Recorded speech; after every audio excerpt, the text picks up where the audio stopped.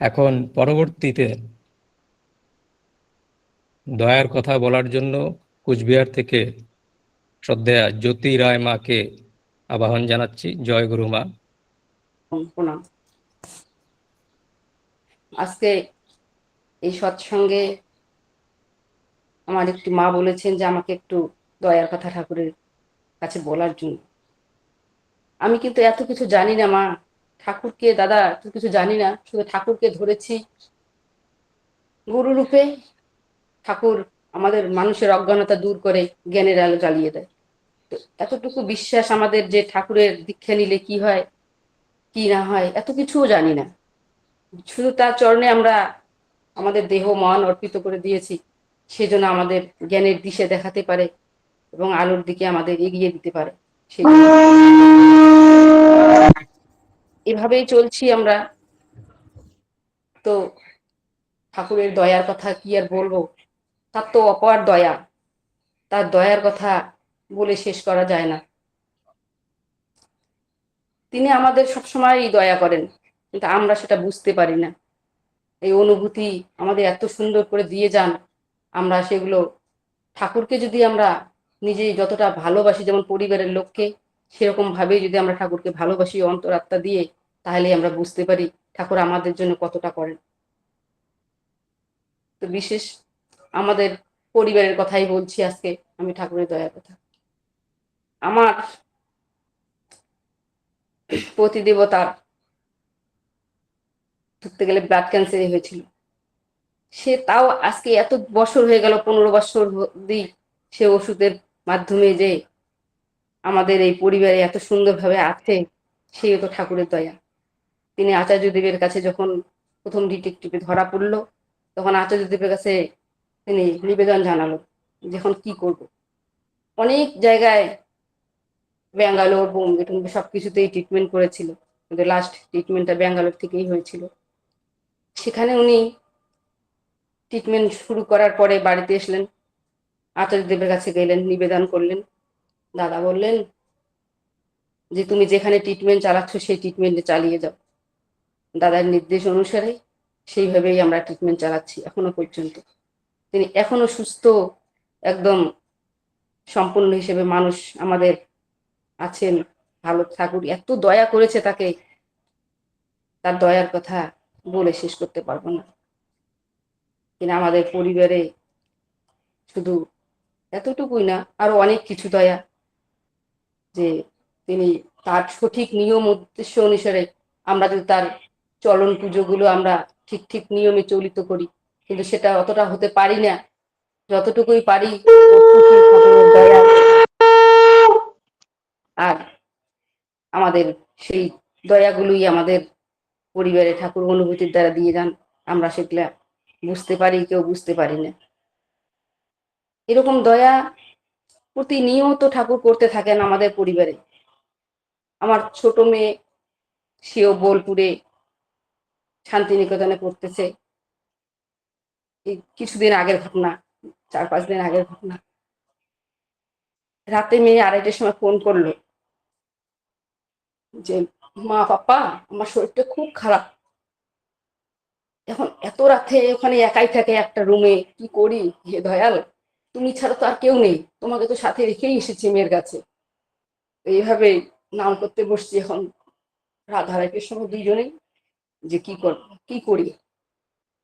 তো যে পিজিতে রেখেছিলাম সেই পিজি দাদাকেই ফোন করলাম যে দাদা আপনি কোথায়, একটু আমার মেয়ের 313 নম্বর রুম এসে একটু অসুস্থ হয়ে পড়েছে, তার শরীরটা খুব খারাপ, একটু দেখবেন।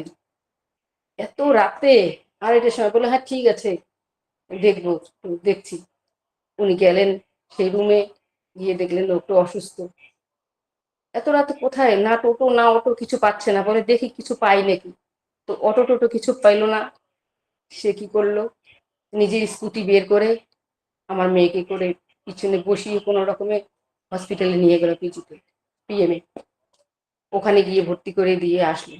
এসে যখন ঘরে ঢুকলো, পিজি দাদা দেখলো তার মাথার উপরে যে ফ্যানটা, সেই ফ্যানটা তার বিছানায় পড়ে আছে। সেদিন কিছু বললো না দাদা, মেয়ে তো হসপিটালেই দিয়ে আসছে, আমাদেরও কিছু জানায়নি। তারপরের দিন ছিল, তারপরের দিন ছুটি নিয়ে যখন 2 দিন পরে আসলো মেয়ে রুমে, ঘরে এসে পিজি দাদা বলতেছিল যে তুইও আজকে হসপিটালে যাইতি, আমিও জেলে যাইতাম। বলে কেন দাদা? বলছি যে দেখ তোর মাথার উপরে ফ্যানটা নিচে পড়ে আছে বিছানায়।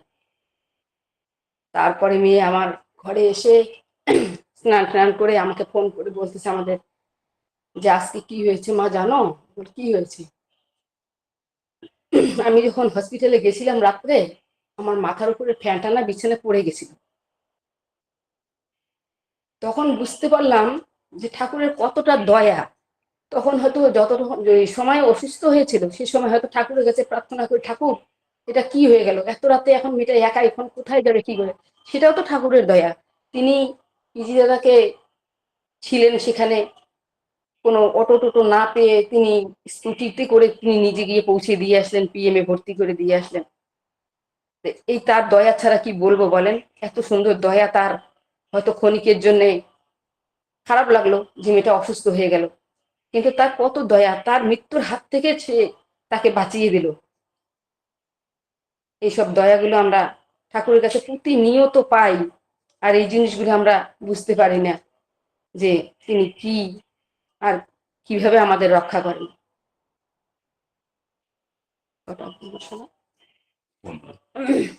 তো এইভাবেই আমরা একের পর এক দয়া নিয়ে ঠাকুরের চলছি। তিনি যেরকম আমাদের গুরুরূপে আমাদের অজ্ঞানতাটা জ্ঞানের আলো জ্বালিয়ে দিয়েছিলেন, সেইভাবেই আমরা যদি প্রতিনিয়ত চলি আর চাওয়ার সেই আকুলতা ঠিক তবে প্রাপ্তি ঘটে। ঈশ্বরের জিনিস হচ্ছে দুটি প্রধান পথ, একটা হচ্ছে ধর্ম, কর্ম আর ভক্তি। কর্মগুণেই মানুষ অতি নিম্ন অবস্থা থেকে অতি উচ্চতর অবস্থায় পৌঁছে দিতে পারে। আমরা সাধারণ মানুষ, আমাদের না আছে কর্মযোগ, না আছে আমাদের ভক্তিযোগ। এই শৃঙ্খলাহীন জীবনে কোনো পথে পথে হয়ে উঠতে পারলাম না। আমরা আমাদের না আছে কোনো গন্তব্য। এত কিছুর পরেও যে আমরা ভাগ্যবান যে কোনো কালের সামান্য স্বীকৃতির ফলে আমরা কি করি, এই সদ্গুরু শরণাপন্ন হতে পেরেছি, তার সান্নিধ্য লাভ অধিকার প্রাপ্ত হয়েছি।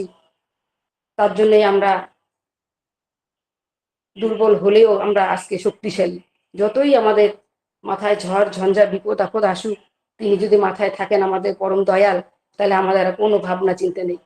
তা আমরা তাকে দেখি তার পথে এগিয়ে চলবো, তাহলে আমাদের সংসারের সমস্ত কিছু ঝড় ঝঞ্ঝা কাটিয়ে যেতে পারে। আর বিশেষ কি লাগে, আমাদের ঠাকুর যদি মাথায় থাকে, আমাদের আর্থিক সংকট বা শারীরিক সম্পর্ক যেগুলো যতই আসুক না কেন, ঠাকুর আমাদের ঠিক কাটিয়ে দিবেন। এইভাবেই দয়াল আমাদের প্রতিনিয়ত আমাদের দয়া করে যাচ্ছেন। কিন্তু এই দয়াগুলো আমরা যদি সেটা অনুভূতি করি বা সেই অনুভূতির দ্বারা আমরা জাগ্রত হই যে দয়াল, আরো যদি আমরা সেভাবে, যে দাদা একটু আগে বললেন নাম ধ্যান, সত্যি তো নাম ধ্যানের মধ্যে যে ঠাকুর এত দয়া করেন।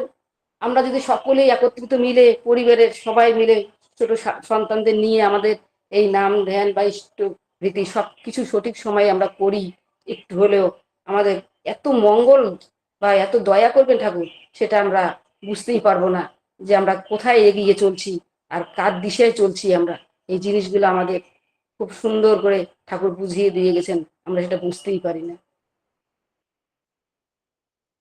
তো বিশেষ আর কি বলবো, এই শ্রদ্ধেয় সকল উপস্থিতি দাদা এবং মায়েদের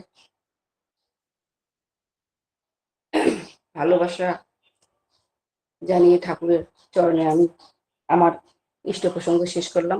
জয় গুরু। জয় গুরু মা, জয় গুরু। শ্রদ্ধা জ্যোতিরানী মার কাছ থেকে ঠাকুরের কিছু দয়ার কথা আমরা শুনলাম। ওনার স্বামী 15 বছর ধরে ক্যান্সারে আক্রান্ত, তবুও ঠাকুরের দয়ায় কিন্তু সুস্থ আছেন এবং ঠাকুরের কাজ করে চলেছেন। ঠাকুর যে ওনার মেয়েকে কিভাবে সেই একটি দুর্ঘটনা থেকে রক্ষা করলেন, সম্ভবত সেই ফ্যানটি যদি পড়ে যেত মাথার উপর, সেটি বিশাল বড় একটি দুর্ঘটনা হতে পারত। কিন্তু ওনার মেয়ের অসুস্থতার মাধ্যম দিয়ে ঠাকুর ওনার প্রাণ বাঁচালেন। আমরা যে মাঝে মাঝে ভাবি যে আমাদের সাথে কোনো জিনিস খারাপ হচ্ছে, তাৎক্ষণিক সেটা হয়তো খারাপ হতে পারে, কিন্তু দূরদৃষ্টি দিয়ে দেখলে হয়তো সেটা বিশাল বড় একটি মঙ্গলের দিকে ইঙ্গিত করছে। আমি মায়ের এবং মায়ের পরিবারের সর্বাঙ্গীন মঙ্গল কামনা করছি পরমপিতার সেই চরণে। মা ভালো থাকবেন, সুস্থ থাকবেন আর আমাদের সাথে যুক্ত থাকবেন।